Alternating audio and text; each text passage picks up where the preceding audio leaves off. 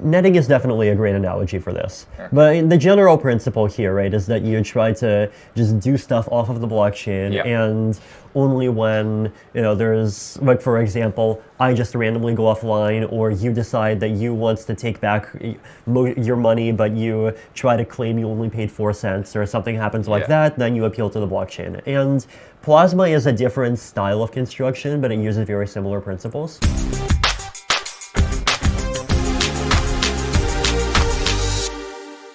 One of them is that with proof of work, in order to prove that you actually have this computing power, you have to basically turn on these computers and have them solve mathematical puzzles 24/7, and this leads to a huge amount of energy consumption. And I think Bitcoin is at the point of exceeding probably the majority of the world's countries, and Ethereum is definitely not nearly at that point, but it's still much higher than I would like it to be. And proof of stake is much more efficient because instead of proving that you have computers by using them 24/7, to prove that you have coins, you just need to basically sign a digital signature with the same cryptographic key that has those coins. And so the network can run with much lower energy consumption, to the point where the main thing that you're wasting is just the fact that you have these 10,000 nodes that all need to verify every transaction, which is much less. There have been simpler versions of proof of stake that have worked. So, for example, even back in 2011, there was a cryptocurrency called Purecoin that was released. There was something called NXT in 2013. Tezos is using proof of stake, and they did some kind of initial release fairly recently. There are a couple of others. It actually is fairly popular, but the kinds of versions of proof of stake that have been out so far are fairly simplistic. And the one that we plan on launching with is kind of much more powerful in a lot of ways. The simplistic versions of proof of stake basically replicate the structure of a proof of work blockchain. They just replace the randomness of the mathematical puzzles that people solve with computers with randomness that sort of gets virtually simulated inside of the blockchain. So you still have a structure where you get a block, and then a block on top of a block, then a block on top of a block, some time between blocks. Yeah. And that kind of structure is nice because it's very simple and very low overhead, but it's also terrible because it takes a long time for blocks to come to consensus. Basically, in Bitcoin, for example, there's this idea of waiting for 6 confirmations, and that's an hour to confirm a transaction. And proof of stake chains that work in a similar way basically inherit those weaknesses. Our approach to proof of stake combines together some of the insights from these older chain-based schools of proof of stake with Byzantine fault tolerance theory, which is a branch of mathematics that has existed for about 35 years that focuses on this question of, well, if you have some number of computers, then how do you get them to kind of quickly agree on data, even if some of those computers have been hacked or go offline or something happens to them. Our idea is to take those algorithms and, first of all, kind of merge them together with proof of stake.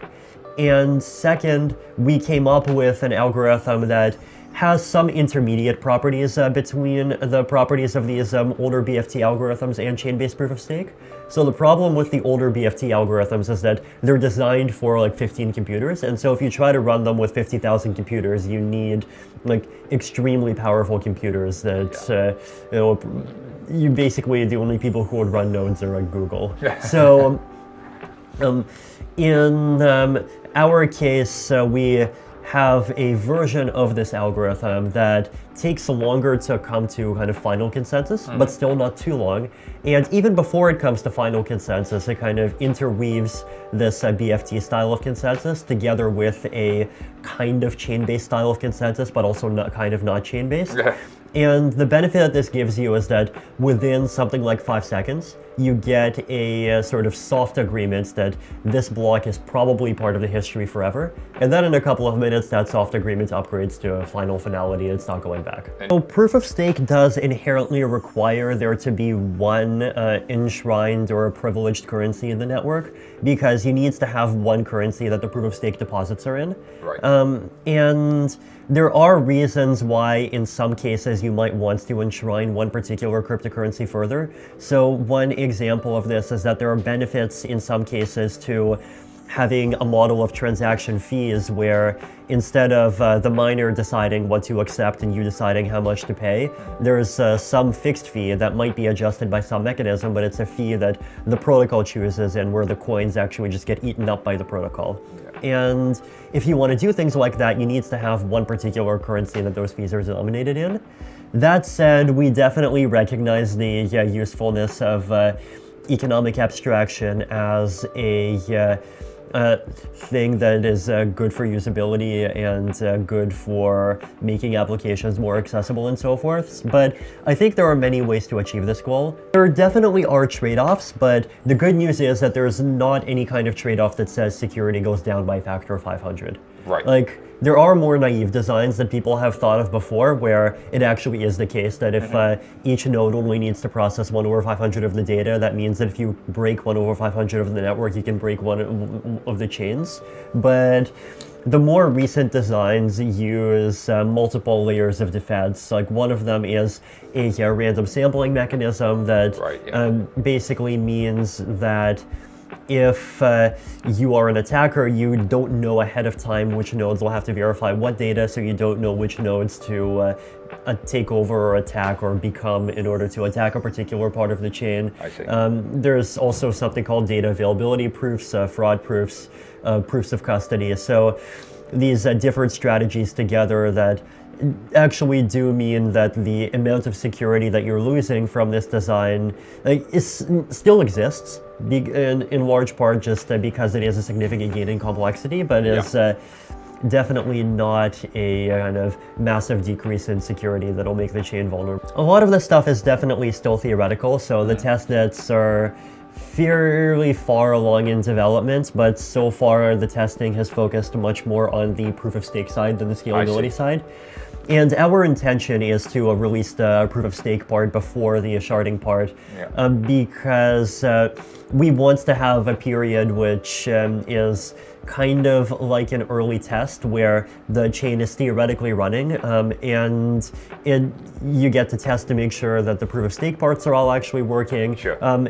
But also at the same time, it's kind of a real live economic test where the economics of proof of stake are being tested because it's people's actual deposits and money are at stake. Would launch the proof of stake part first, and because with the proof of stake part there's not going to be much activity connected to the chain, it's not even that bad if it breaks, and so we can afford to do more testing earlier, and then when things stabilize a little more, we'll push sharding out. And we'll continue actually implementing and testing sharding itself in parallel to all of that. There's definitely a sliding scale. There are specific points on the scale that are worth highlighting.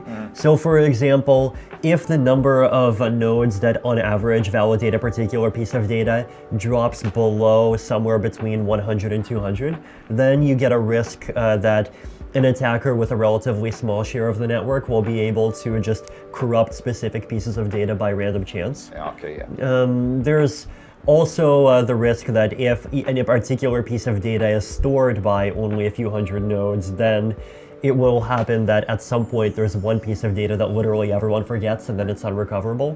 So there's definitely, in my opinion, a natural kind of floor to the extent to which we can get the inefficiencies down, at least at base layer. And somewhere between a factor of 100 and a factor of a few thousand seems to be where that floor is. This is called Bitcoin and Ethereum 1.0 and all these other systems that exist today. So the general idea behind layer 2s is that instead of trying to scale the blockchain itself, you change the way that applications that use the blockchain are designed so that instead of shoving literally every single interaction between an application's users onto the blockchain, they try to make interactions happen between users directly first, and then only push data to the blockchain in the event that there is either a dispute or some kind of failure on the part of one of the participants, or you want to exit the system and possibly switch to a different layer too.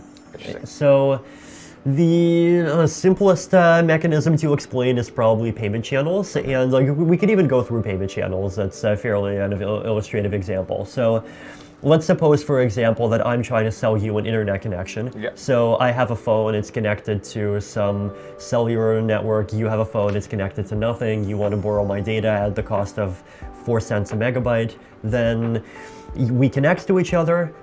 You put, let's say, $5 into a channel. And then a channel is a smart contract, so you put the $5 in, and by default, you have the right to just take the $5 out at some point later at any time. The clever trick that's being done here from an economic perspective is that even though the base layer itself is not being modified every time we send a message, but the base layer implements this kind of game, and the equilibrium of the game, the outcome that both of us know will happen from the game were we to decide to play it, does change, and it changes as a result of us gaining access to messages that the other of us has signed offline. So netting is definitely a great analogy for this. But the general principle here, right, is that you try to just do stuff off of the blockchain, and only when, there's, like, for example, I just randomly go offline, or you decide that you want to take back your money, but you try to claim you only paid 4 cents, or something happens like that, then you appeal to the blockchain. And Plasma is a different style of construction, but it uses very similar principles. And Plasma actually does score better on that scale, but Plasma has the disadvantage that in Plasma, confirmations are not instant. So in a channel, confirmations are instant, because as soon as I receive a payment message from you, I know that I'll be able to shove it into a smart contract, so I immediately know that I theoretically have the money. But in a Plasma system, you have to wait until a commitment to a lot of pieces of data gets published on chain. I see. So Plasma has better capital efficiency. It needs to lock up less money for it to work, but on the other hand, it has this slower confirmation time. The way that Plasma works is kind of like this. So suppose you have a Plasma chain that has some single operator. So let's say I'm the operator, and I have a lot of users. And there's also many separate kind of coins that I'm keeping track of, or that the Plasma chain is keeping track of.